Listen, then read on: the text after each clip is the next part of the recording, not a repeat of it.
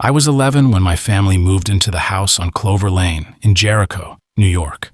The place was small, the kind of narrow-roofed home you could pass without noticing, but to us, it was perfect. Dad said it was a starter house. Mom said it was the place we'd grow up. I remember the smell of fresh paint, the hum of the refrigerator echoing through empty rooms, and how every sound in those first nights felt louder than it should. We built our childhood there. Summers were long, the lawn bright and uneven, the street filled with bicycles and sprinklers. The basement became our kingdom. It was unfinished and always cold, the air thick with dust and the smell of iron. Down there were boxes of magazines, a broken rocking chair, the frame of an old washing machine, a cracked mirror, and a heavy metal drum tucked behind a shelf of paint cans.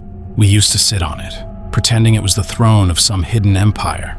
It never moved an inch, no matter how hard we tried. Dad once said it probably had cement in it. We believed him and left it alone. Even now, I can still picture that basement light. It hung from a single cord and made everything look yellow, the corners disappearing into shadow. Whenever storms hit, we'd hide down there playing cards on an old milk crate, pretending the thunder was cannon fire.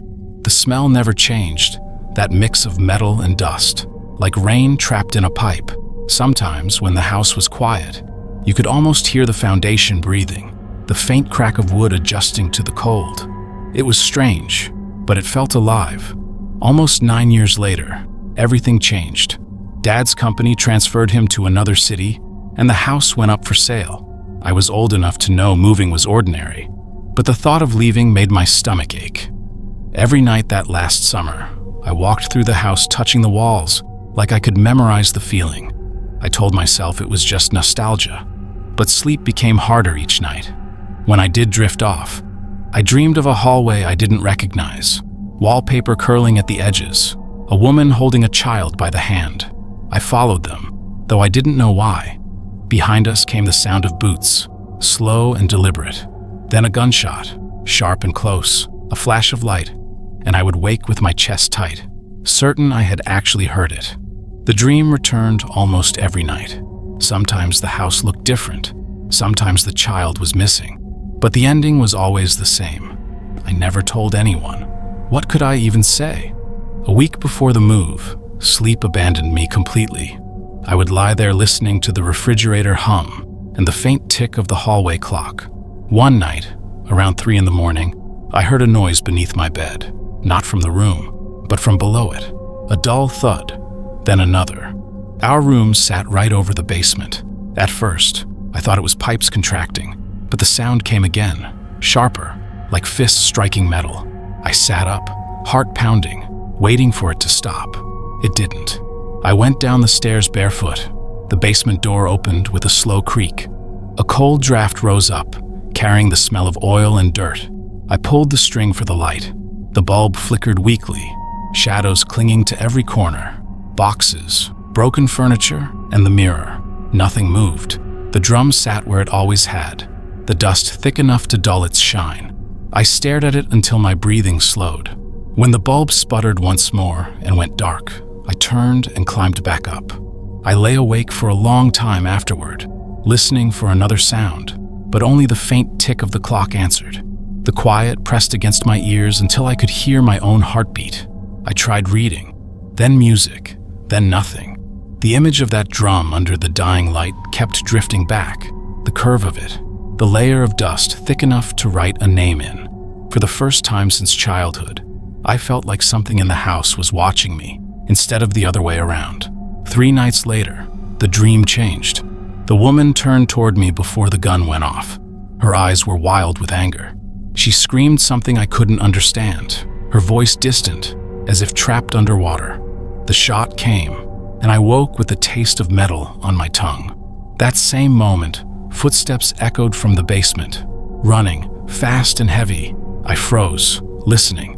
It wasn't the furnace, it wasn't pipes. It was the sound of someone moving fast, pacing the concrete.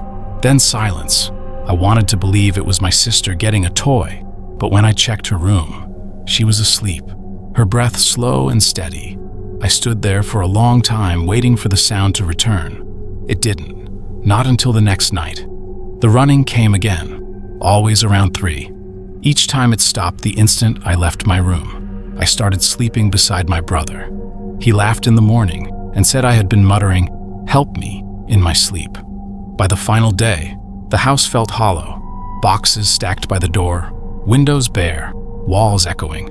Dad asked my brother and me to check the basement before the movers arrived. We carried a flashlight because the bulb had finally died. The basement was emptier than I had ever seen it. The floor was coated in fine dust, the shelves mostly bare. Only a few things remained: a broken chair, a single box of nails, and the drum. It looked darker now, the surface dull, edges crusted with rust. I brushed my hand over the top.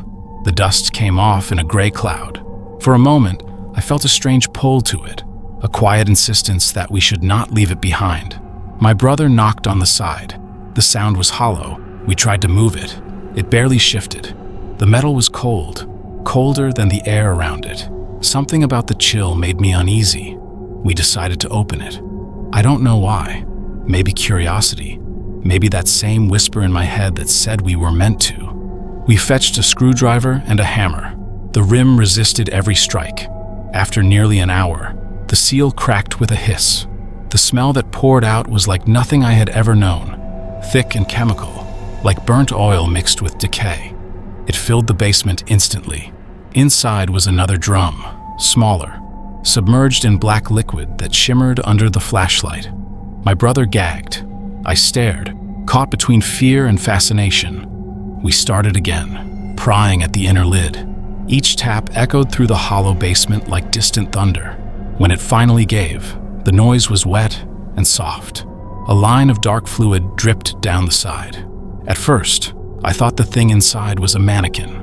Skin the color of wax, slick with oil, hair floating in long strands. The light trembled in my hand. Then the face tilted upward slightly, the features perfectly preserved, the eyes half open, lips parted just enough to show teeth stained the color of old ivory. For a second, I believed she had moved. I stumbled back, hit the shelf behind me, and felt boxes collapse. The flashlight rolled across the floor, the beam dragging over her face again and again. It caught on the curve of her cheek, the glisten of her eyelashes. The smell grew stronger, so thick it felt alive, pressing against my skin. My brother was shouting, though his voice sounded far away. I couldn't stop staring at her. Her expression wasn't peaceful. It looked surprised, almost like she had been trying to speak when the air left her. The rest is fragments. The slam of the door when we ran upstairs, Mom screaming, sirens, bright lights flashing through the windows. I remember sitting on the curb while they went inside, the night wind sticking to my skin, the blue and red lights painting the front yard. Someone wrapped a blanket around me, but it felt soaked through with that same oily smell. Voices carried from the basement in short bursts. One officer gagged when he came back up. Every window in the house glowed except the basement's. That one stayed dark. Police filled the basement. Reporters came. They asked questions I couldn't answer. Someone said the oil had acted as a preservative, sealing the body for decades. They whispered that the woman had been missing since the 1960s. We spent that week in a motel while the investigation went on. I barely ate. Every time I closed my eyes, I saw her face again, perfectly still, eyes open beneath that thin layer of oil. The news called it the Jericho drum mystery. Detectives traced the outer barrel to an old plastics company. The name meant nothing to me until I saw the owner's picture on television. An old man in a suit, with white hair, a small smile. I froze. It was the man from my dreams. The same face, the same eyes. I told my parents. They said I was imagining things. My brother said it was a coincidence. I stopped talking about it. 2 days later, that man died mysteriously in his vehicle. After that, the dreams vanished. I slept through the night for the first time in months. The house stayed sealed for a while, then was sold. The new owners renovated everything, painted the basement bright white, and tiled the floor. I saw a photo of it once online. It looked clean, harmless, ordinary.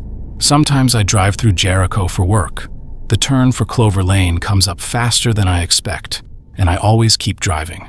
I tell myself there is nothing for me there, But when I think of that house, I don't remember birthdays or summers or laughter. I remember the weight of the air in that basement, the cold metal beneath my hands, and the sound of something moving inside when no one should have been there.